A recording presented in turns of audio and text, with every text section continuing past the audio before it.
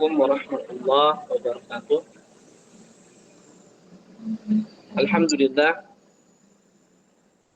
hamdan katsiran thayyiban mubarakan fihi kama yuhibbu rabbuna wa yarda.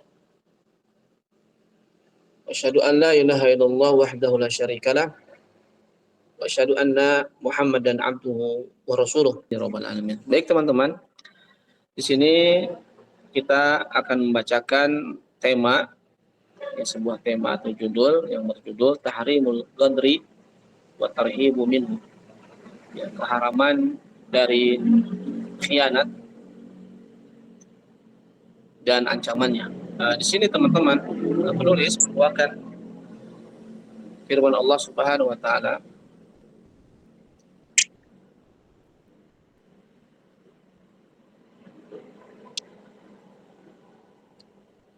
yaitu firman Allah Subhanahu wa taala surat Al-Maidah ayat yang pertama. Ya, surat Al-Maidah ayat yang pertama. Allah Subhanahu wa taala berfirman, ya ayyuhalladzina amanu aufu bil uqud.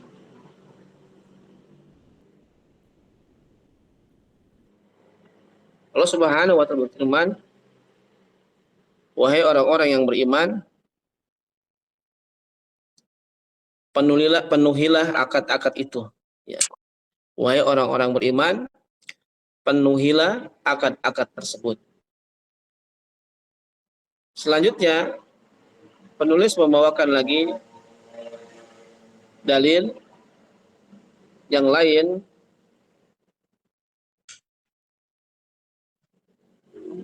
yaitu firman Allah Subhanahu wa taala ya dalam surat Al-Isra. Surat Al-Isra ayat yang ke-34. Surat Al-Isra ayat yang ke-34. Allah Subhanahu wa taala berfirman, wa aufu bil ahdi innal ahda kana mas'ula. Ini di ujung ayat ya. Kata Allah Subhanahu wa taala, dan penuhilah janji. Ya, penuhilah janji. Sesungguhnya janji itu pasti diminta pertanggungjawaban jawab oleh Allah Subhanahu wa taala.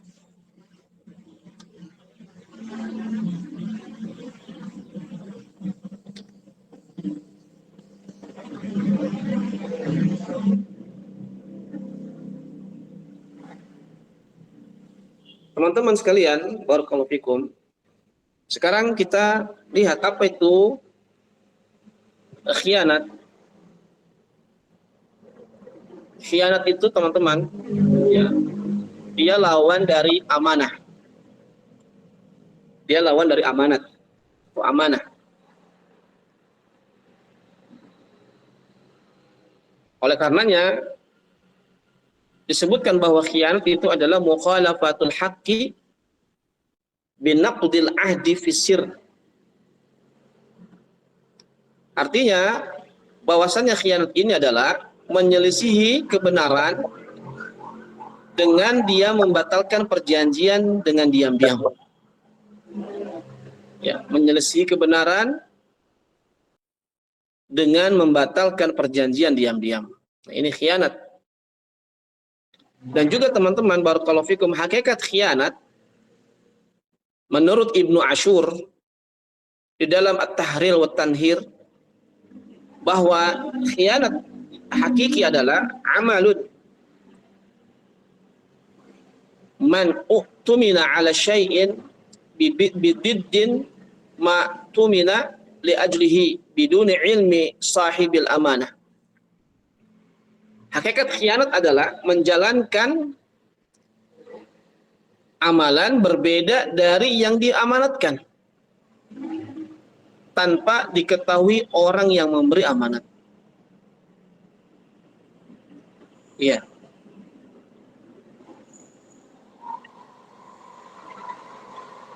Oleh karenanya, Syekhul Islam Ibnu Taimiyah beliau menyampaikan dalam sebuah risalah beliau, yaitu Qaidah fi Sabri, bahwa ada cara membalas orang yang berkhianat kepada kita. Sebelum kita bacakan hadis ya setelahnya, ada beberapa cara membalas orang yang berkhianat kepada kita, sebagaimana Syekhul Islam Ibnu Taimiyah di dalam kitabnya Qaidatu fi Sabri, beliau memberikan ada 3 hal.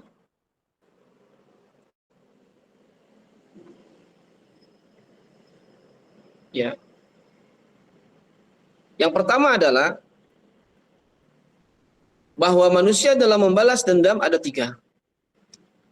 Yang membalas perbuatan orang yang zalim atau khianat ada 3. Pertama, yaitu dengan cara zalim. Jadi ada orang manusia biasanya membalas dendam itu ada 3. Dia zalim, yaitu membalas lebih dari kewajaran. Nah, ini zalim, nggak boleh. Kalau ada orang yang melakukan perbuatan yang zalim kepada kita, maka kalau kita ingin membalasnya, ya lakukanlah pembalasan atau lakukanlah balasan tersebut sesuai dengan apa yang dilakukan kepada kita, tidak lebih. Kalau misalkan kita membalasnya melebihi daripada kewajaran, maka kita zalim. Yang kedua, ya, yaitu muktasid. Orang yang membalas itu dia yang kedua disebut dengan muktasid. Apa itu muktasid? Yaitu orang yang membalas wajarnya. Ya, yang membalas wajarnya, artinya sama dengan tindakan zalimnya. Selanjutnya,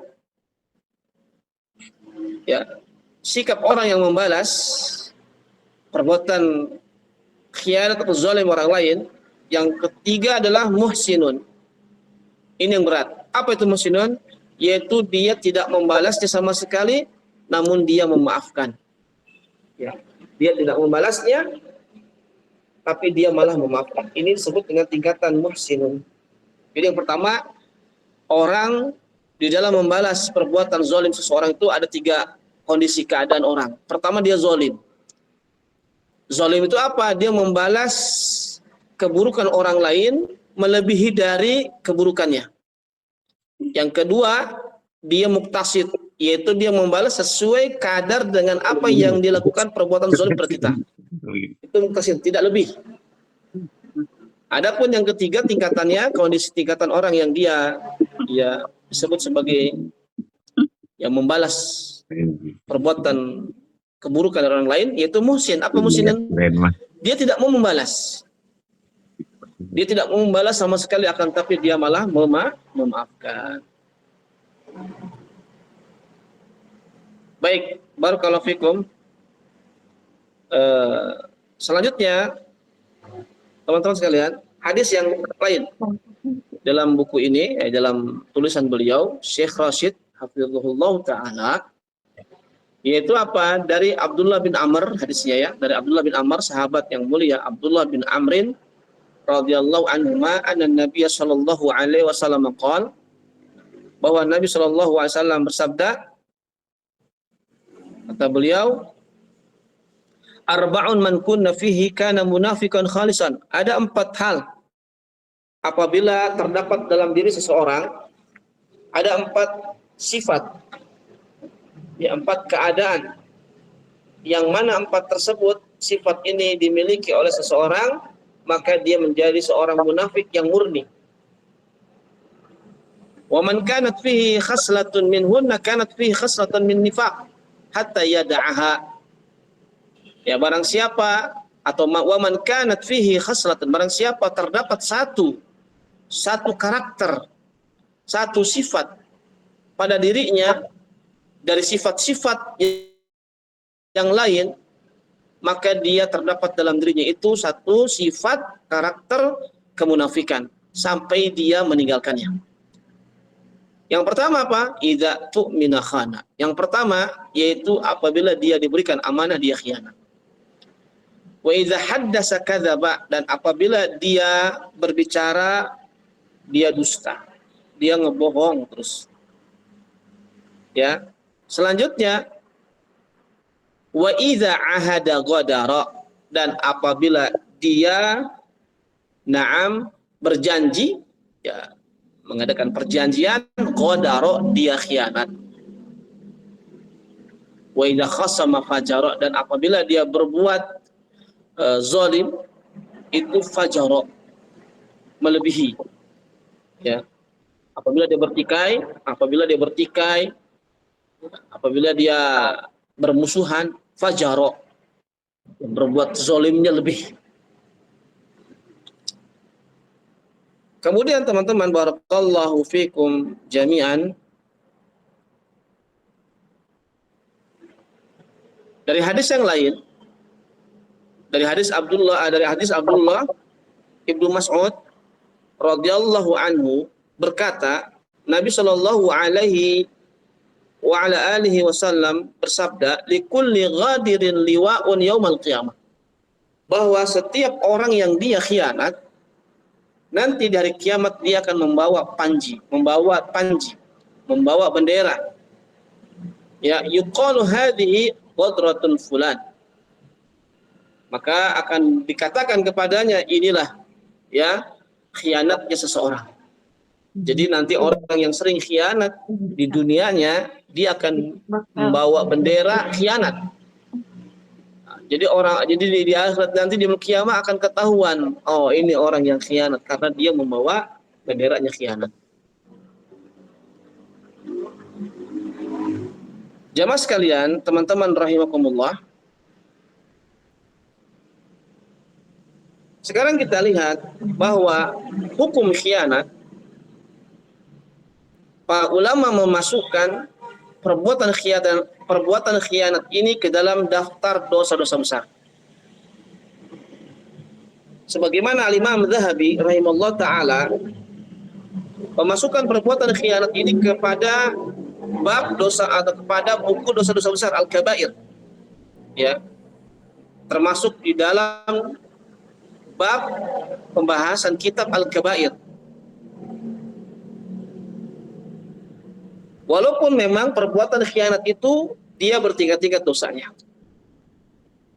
Kemudian Al-Imam Dzahabi rahimahullah taala beliau mengatakan khianat merupakan perbuatan keji dalam segala sesuatu. Nah, tetapi sebagiannya lebih buruk dari yang lain. Maka orang yang berkhianat kepada kita atau kepadamu dalam hal uang tidak seperti orang yang berkhianat kepadamu dalam keluargamu, hartamu, dan melakukan perbuatan-perbuatan dosa yang sangat besar. Kemudian juga seorang ulama bernama Ibnu Hajar Al-Haytami rahimahullah berkata, dosa besar yang ke-240 yaitu khianat dalam amanat, seperti barang titipan, barang yang digadaikan, dan barang yang disewakan, dan juga yang lainnya. Kemudian jamaah sekalian rahimakumullah, teman-teman, bahwasannya khianat ini dia amat berbahaya. Kenapa berbahaya? Dikarenakan khianat ini dia adalah salah satu sifat orang munafik, sebagaimana tadi hadis yang dibacakan. Arba'un man kunna fihi kana munafiqan khalisan. Ada 4 perangai, 4 sifat yang apabila itu terdapat dalam diri seseorang, maka dia menjadi orang munafik tulen. Ya, ini bahayanya. Orang yang khianat, teman-teman, itu dia akan memiliki salah satu sifat kemunafikan. Sebagaimana tadi hadis yang disebutkan. Yang kedua, bahayanya khianat adalah orang yang khianat itu tidak memiliki iman. Keimanannya tidak sempurna. Ya, sebagaimana sebuah hadis Nabi SAW mengatakan,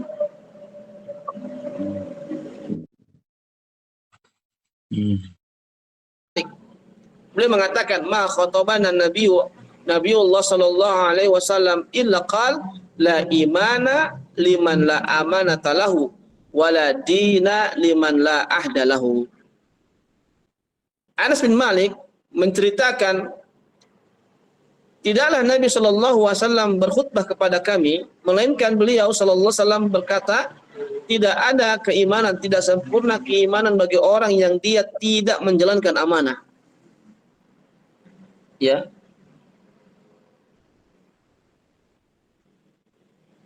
Jadi tidak ada iman bagi orang yang tidak memiliki sifat amanah. Dan tidaklah dia memiliki agama bagi orang yang dia tidak menepati janjinya. Jadi bahaya yang kedua adalah tentang khianat ini, bahwa orang yang khianat dia tidak memiliki keimanan atau tidak sempurna imannya. Selanjutnya, teman-teman, barakallahu fikum, bahwa orang yang khianat itu adalah calon penduduk neraka.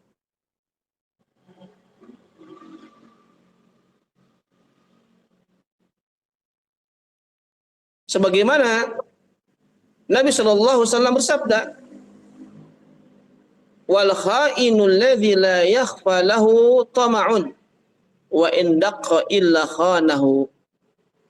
Kata Nabi Shallallahu Alaihi Wasallam, beliau mengatakan pengkhianat adalah orang yang tidak samar sifat tamaknya. Walaupun sesuatu yang kecil dia selalu berbuat khianat. Jadi pengkhianat orang yang tidak samar sifat tamaknya. Walaupun sesuatu yang kecil dia selalu berbuat khianat.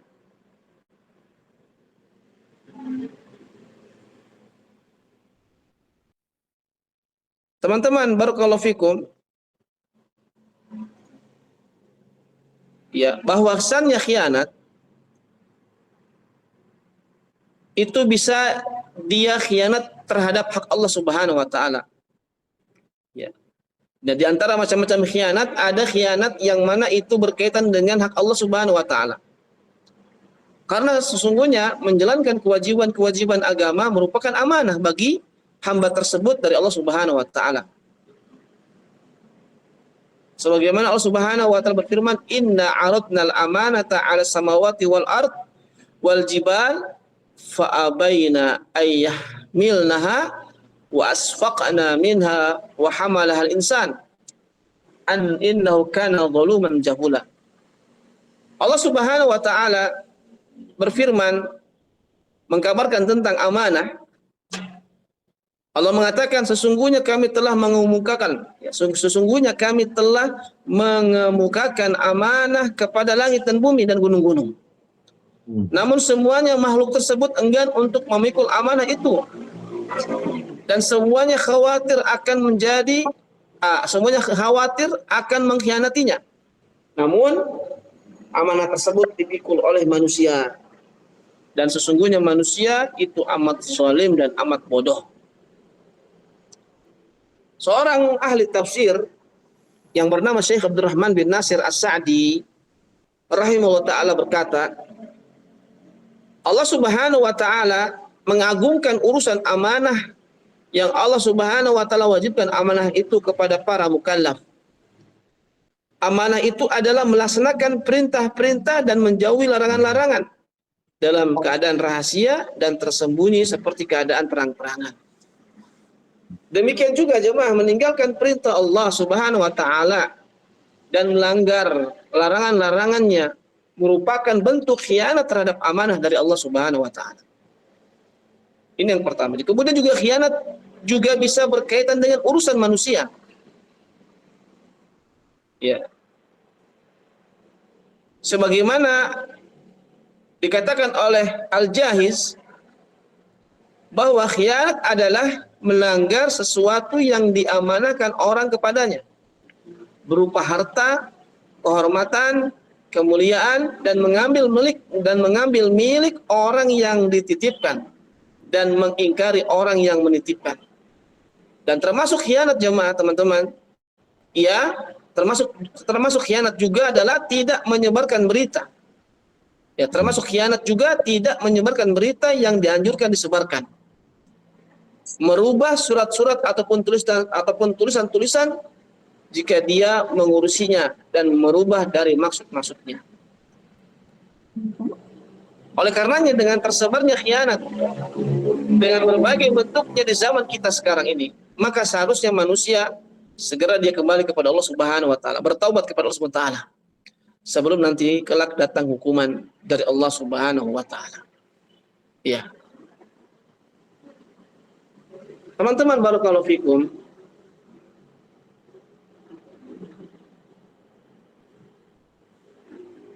penulis beliau mengatakan kembali, amarallahu subhanahu wa ta'ala bil wafa bil ahdi. Allah Subhanahu wa taala memerintahkan agar menepati janji-janji. Allah Subhanahu wa taala memerintahkan hamba-hambanya untuk menepati janji-janji.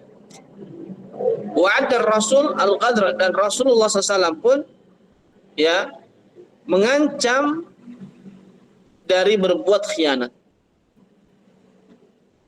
Wa huwa ayyu'ahidal insanu ala syai'in wala yafi bihi, yaitu seseorang yang dia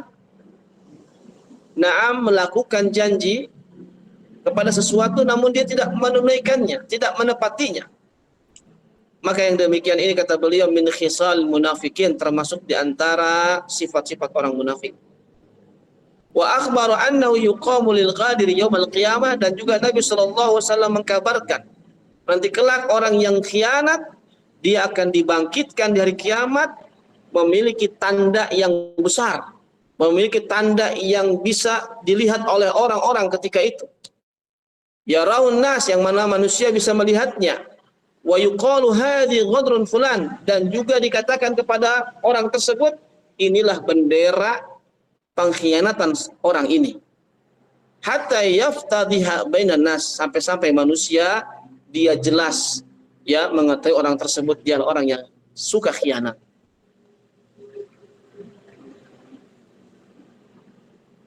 Oleh karenanya teman-teman barakallahu fikum,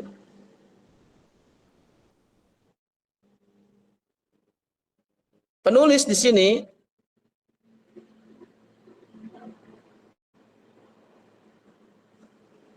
memberikan beberapa poin dari ayat-ayat Al-Qur'an ya yang tadi dibacakan dan juga hadis-hadis Nabi sallallahu alaihi wasallam yang dibacakan,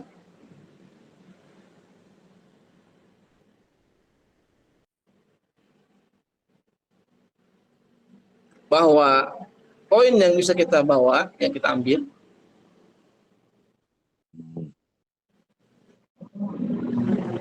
adalah tahrimul ghadri wat tarhib, haramnya melakukan khianat dan ya terancamnya orang yang dia melakukan khianat.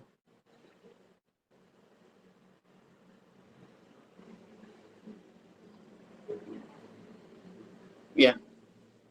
Sebagaimana tadi disebutkan bahwasannya orang yang khianat dia termasuk di antara calon penghuni neraka.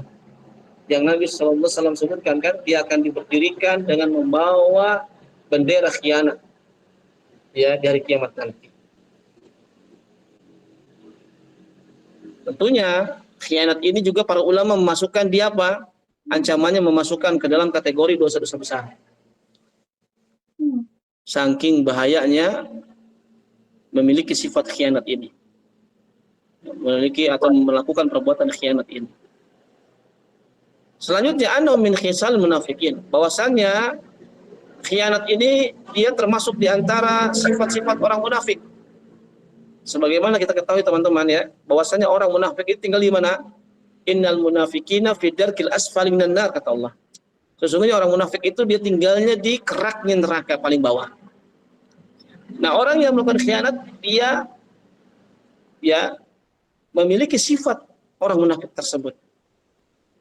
Kalau sekiranya dia ada keimanan, tentunya dia akan masuk surga nantinya, tapi dia ya masuk neraka dulu. Dikarenakan tadi memiliki sifat munafik. Kecuali dia tidak ada keimanan. Ya, dia benci Islam. Dia menyebarkan fitnah-fitnah, berkhianat. Nah, ini dia akan menjadi seorang munafik yang tulen. Tapi ketika ada sifat khianat dalam diri kita, ya, mengingkari janji dan selainnya juga ya, maksudnya mengingkari janji, mengingkari apa pokoknya ya, amal-amalan yang itu merupakan khianat ya. Kalau dia terus menerus seperti itu, akhirnya terbiasa, dikhawatirkan dia termasuk orang munafik tulen. Selanjutnya at-tashhiru bil ghadir yaumil qiyamah liqabil fi'li.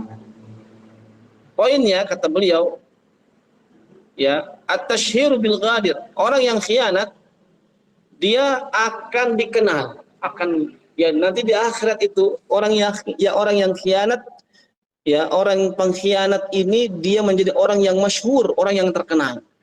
Masya Allah ya, terkenal ya. Tapi terkenalnya bukan di dunia, tapi di akhirat. Ya, terkenal di akhirat bukan terkenal dengan perbuatan yang baik, tetapi terkenal dia sebagai apa? Sebagai orang pengkhianat. Ya, dikarenakan buruknya perbuatan yang dilakukannya. Nah, inilah poin-poin yang bisa dibacakan teman-teman. Selanjutnya, apa sih doa? Doa meminta perlindungan dari khianat. Ya. Ada beberapa hadis yang mana Nabi Shallallahu Alaihi Wasallam mengajarkan doa meminta perlindungan dari kelaparan dan khianat, dari kemiskinan dan khianat. Ada doanya. Yaitu doanya yang berbunyi, Allahumma inni a'udzubika minal ju'i fa innahu bi'sad doji'. Ulangi lagi, Allahumma inni a'udzubika minal ju'i fa innahu bi'sad doji'i wa a'udzubika minal khiyanati fa innaha bi'satil bitanatu. Saya ulang lagi, Allahumma inni a'udzubika minal ju'i fa innahu bi'sad doji'i wa a'udzubika minal khiyanati fa innaha bi'satil bitanatu. Sekali lagi supaya bisa dihafal, Allahumma inni a'udzubika minal ju' fa innahu bi'sal doji' wa a'udzubika minal khiyanati fa innaha bi'satil bitanah. Yang artinya teman-teman, ya Allah, sesungguhnya aku berlindung kepadamu dari lapar. Karena kelaparan adalah seburuk-buruk teman yang menyertai. Dan ya Allah, aku berlindung kepadamu dari khianat, dari sifat khianat, dari perbuatan khianat. Karena khianat adalah teman karib yang paling buruk. Nah, inilah doa yang diajarkan oleh baginda yang mulia Sallallahu Alaihi Wasallam agar kita terhindar daripada perbuatan khianat dan sifat khianat. Dan untuk pertemuan saat ini teman-teman sampai sini saya tutup dengan doa kafaratul majlis. Subhanallah wa bihamdika asyhadu an la ilaha illa anta astaghfiruka wa atubu ilaik. Wassalamualaikum warahmatullahi wabarakatuh.